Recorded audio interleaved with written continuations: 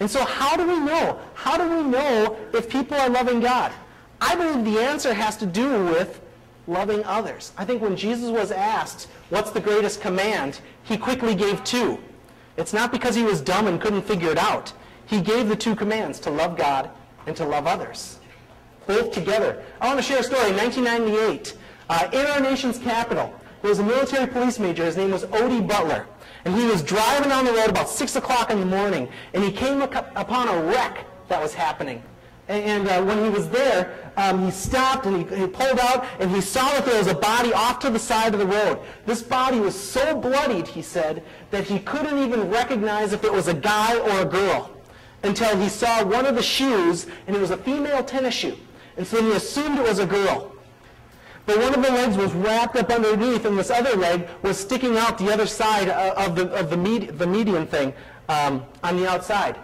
And he's sitting there, and he realizes there's nothing he could do. This poor lady had so much blood on her face, and her hand was cut open, he said, that he couldn't recognize her, and the blood was sputtering as she was trying to breathe.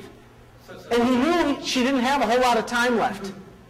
But he also realized he didn't have a cell phone. Oh, that's nice. And so he was hoping somebody else would stop and help him. But you know what? People didn't stop. People kept going on and on, he said. It is really sick. As a matter of fact, one of the people flipped him off for what he was doing. Now understand, they may not know what's going on. They don't drive by and think, oh, I don't know what's going on. As a matter of fact, another person he was quoted to say, rolled down the window and yelled out, "Get that stuff off the road."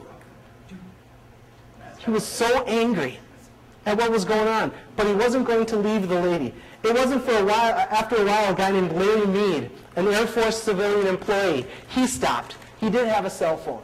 He dialed 911. And 10 minutes later, this poor lady was being flown off to a hospital where she could get help.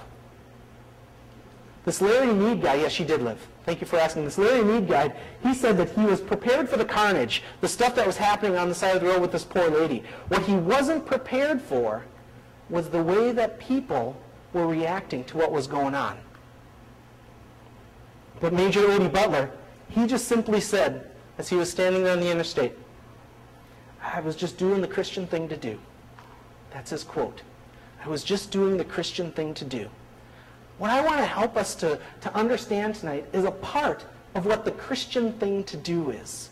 All right, now, I remind you that this night we're talking to all Christians. So I'm not talking about salvation here. I'm talking about what are Christians to do? What does it look like to love others? How do we show God we love Him by loving others? Look at Ephesians 4, 1 through 6. It'll be up on the screen. Ephesians 4, 1 through 6 says this, "Therefore I," the Apostle Paul is speaking, he says, "a prisoner for serving the Lord, beg you to lead a life worthy of your calling. For you have been called by God. Always be humble and gentle.